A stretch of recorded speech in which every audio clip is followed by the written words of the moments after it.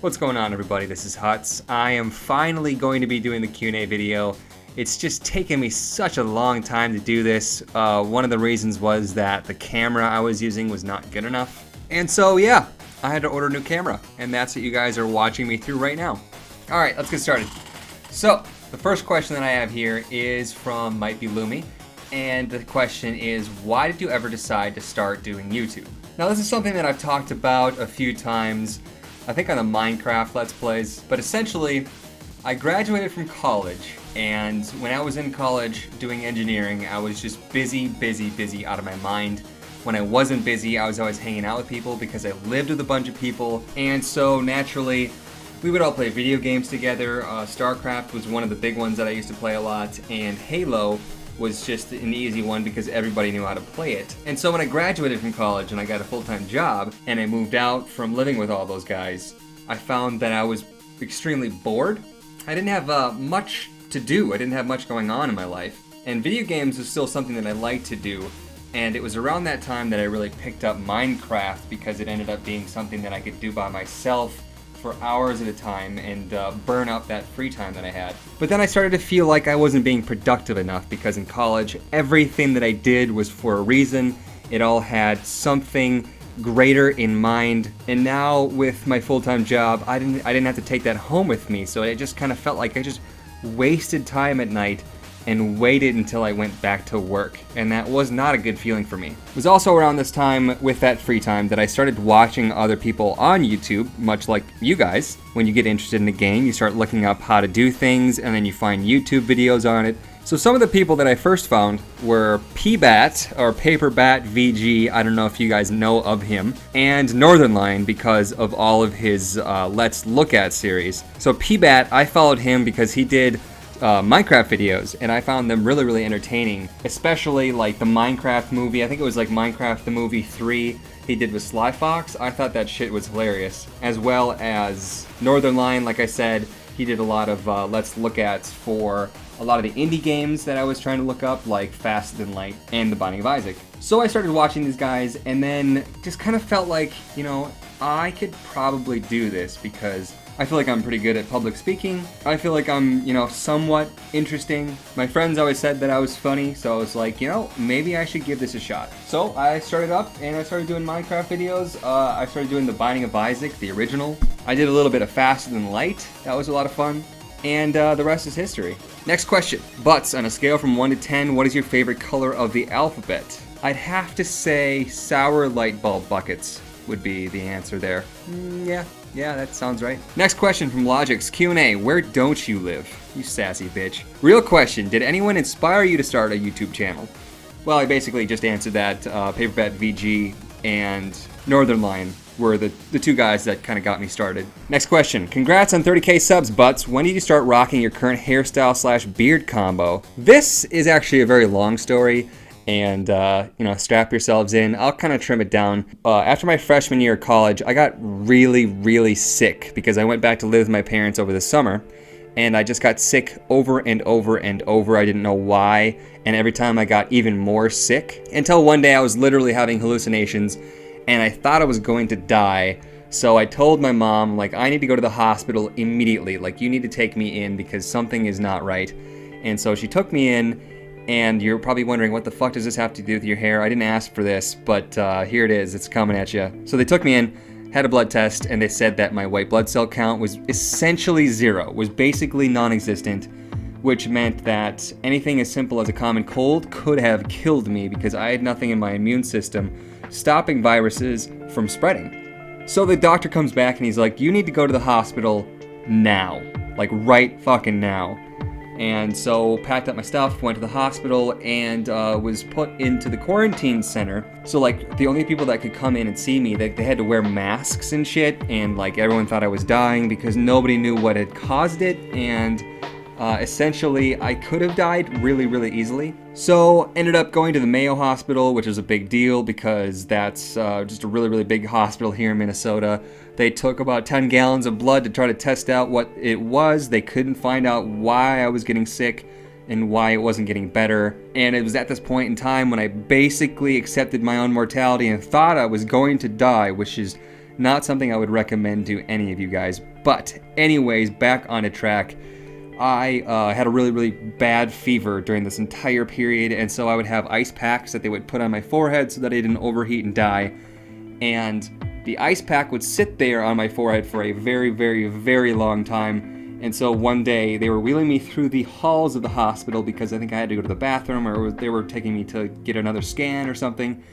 And I took the pack off my forehead, and I saw a reflection of myself in the mirror. And I used to have like longer hair. It was kind of like skaterish, kind of like the flip out on the sides. It's very Minnesotan. Anyways, the hair on the top of my head was standing straight up because of how long the ice pack had been sitting on there. And I saw myself and I was like, damn, that does not look that bad. I should start doing that if I live.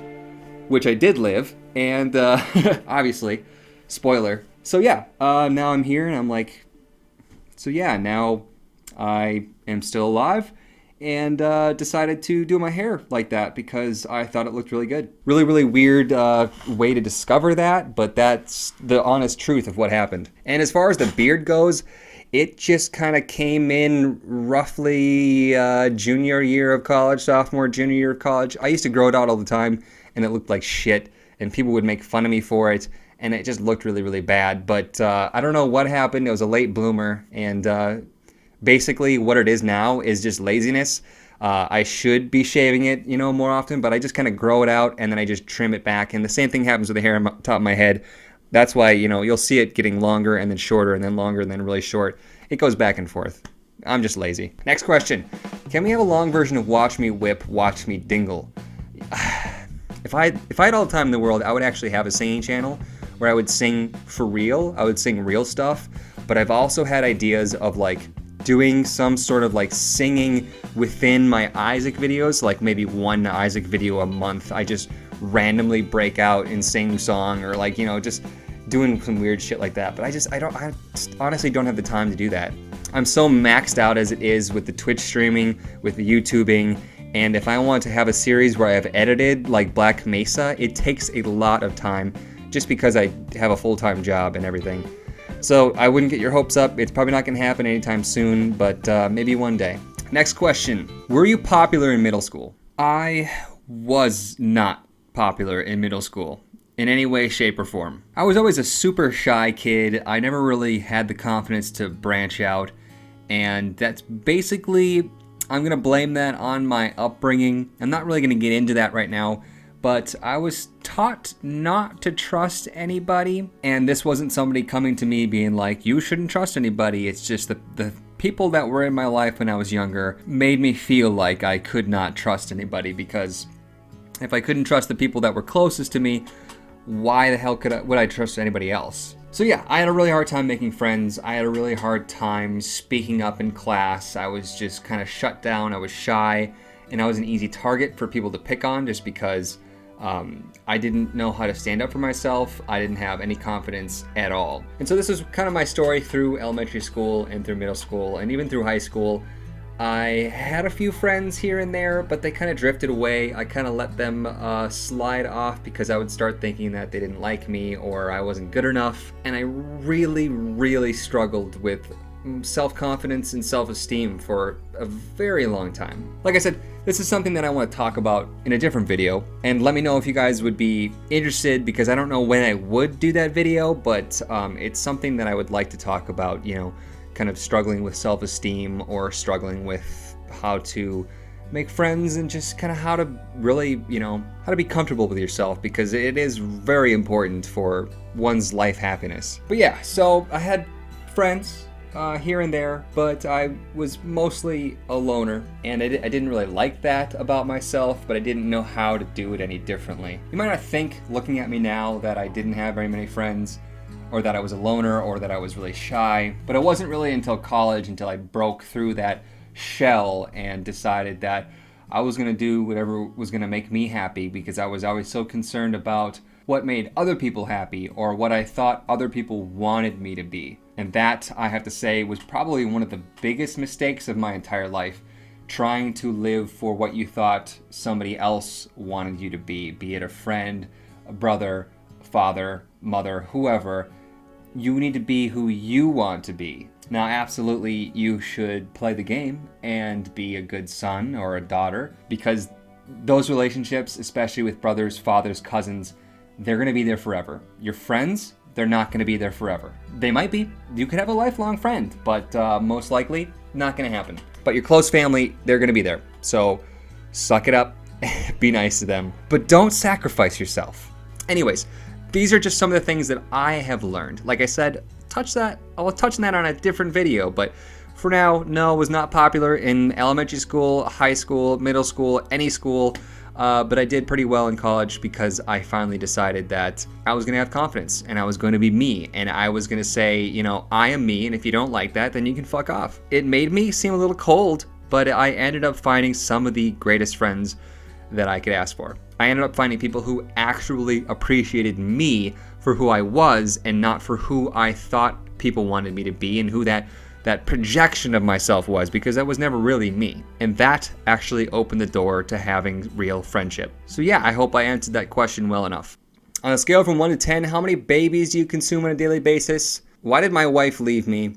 And what countries and states have you been to? Let's see here. I've been to Colorado, I've been to California, I've been to Wyoming, I've been to Florida, I've been to Hawaii, been to Illinois, I've been to New York, been to West Virginia. And I think that's it for the states. As far as the countries go, I've been to Canada, I've been to Spain, I've been to France, I've been to Germany, I've been to Italy, and that's as far as countries go. So I've traveled quite a bit, but I still have plenty of places to go. Armando Torres says, congrats. How do you make commentary so interesting and funny? I can barely make others laugh if I'm talking. As I said before, I kind of felt like comedy was something that just came naturally for me. I always enjoyed making people laugh. That's kind of how I like to interact with people. But other than that, I think that a large component of comedy is confidence. I think that you could tell the same joke, and depending on who said it, and depending on how that person said it, people might laugh and people might not laugh. But when you have confidence with your jokes, people are more likely to laugh. But confidence, like I said, I was always a shy person, so it took me a long time to really hit my groove with this whole YouTube thing. If you guys go back and you look at some of my first YouTube videos, they're pretty dry, they're pretty boring. I sound less confident, and people were less likely to watch those videos and like those videos because it's almost like I wasn't credible or something because I didn't have that confidence there. So my tips for other people, I would say just do it. Just do it, just do it, just do it. Just keep trying. Keep doing it, because eventually you're going to get more comfortable, and the more comfortable you get, the more confidence you're going to gain, and the more confidence you gain, the more people are bound to pick up whatever you're throwing out, you know, whether it's comedy or it's just you storytelling. Next question. What's your favorite / worst item, trinket, boss, enemy? And you don't have to say all of them. You can just say like worst boss. I would have to say that one of the items I'm most excited about when I see it is rubber cement, just because of all the crazy awesome synergies it has, as well as how much it ups your DPS when you can bounce those shots around. But other than that, I would say chocolate milk is definitely up there, just because it makes your tears grow so much. I love having the ridiculously giant tears. I feel like you can't, it's hard to have giant tears like that unless you have chocolate milk. And Monstro's Lung chocolate milk, ooh, that is a delicious combo. Lord Comcast, did you ever think you would make 30K? Well, I never had a specific goal in mind when I started YouTube, but I did feel like this was something that I was capable of doing. And so I would see people like Paperbat VG, and I would say, I think I could do that. And so I wouldn't necessarily say it was an expectation that I was going to make it big or get lots of subscribers. I just thought, like I said, I was capable of doing it. Now, after I started for the first time, I realized that it was so much more difficult than just, being capable or deserving. In order to do this, in order to be a YouTuber, you really do have to put a lot of work in, and you have to be okay with not making it big. And that is something that I have learned by doing all of this. You really can't expect anything from the internet, and you have to earn everything that you keep. Having said that, being at 30K is absolutely amazing, and I would be totally fine if my channel did not grow from here on out. Now, given the nature of the internet, I don't think that's gonna happen, but I'm totally happy right now. Like, this is amazing. This is exactly what I wanted from this whole YouTubing thing. I just wanted a community of people that would help me through my games and make me feel like playing games, I was doing more than just wasting my time on my own. Now I feel like, you know, I'm entertaining people, I'm helping people play games, I'm giving other people things to do while I'm playing games. And least important, there is money in playing these games. Oh my god, a YouTuber talked about money. The whole money thing is a difficult situation to even talk about because it's such a hot button thing with YouTubers, and people say that, oh, YouTubers don't do shit and they just get tons of money. The reason that I wanted to get money back from doing this is so that I could do this more and better. Now, I have spent the money that I've gotten on all of this stuff, like this amazing microphone. Now, if I'm just playing by myself, why the fuck do I need a microphone? Why would I need a, you know, fantastic microphone, pop filter, and all these things? This is so that my YouTube channel is better. This doesn't mean that I'm personally living a life of luxury or gaining anything personally by having all these things, but nonetheless, they are amazing. Like the monitors, like the TV, like the amazing keyboard and mouse, like all the games that I'm able to buy now. Getting money back from this has allowed me to increase my gaming capacity tenfold, and I love it. Because not only do I get the ability to play things I wouldn't normally play, I get to share more things with you guys. I'm not the type of person that wants a life of luxury. I don't want to wake up and be able to eat caviar on my, you know, French baguette that was just flown from a private jet from some French city, blah, blah, blah. You guys get the idea here. Did that answer your question? Totally going off on tangents here. Sorry, I just kind of feel like you and I are just kind of hanging out, and I'm just explaining a little bit about what I do. But anyways, like I said, didn't have an expectation of how far this would go, but I hope it goes further. But as it stands, totally happy. This is absolutely amazing, and I wouldn't stop doing this for anything. Next question, what's your salary for YouTube and salary for your real job? Okay, wow, that was well timed. As far as my salary for my real job, it's enough. It's nothing crazy. It is a just out of college job that allows me to afford a small place on my own. Now you're thinking, well, you're living with Chantel.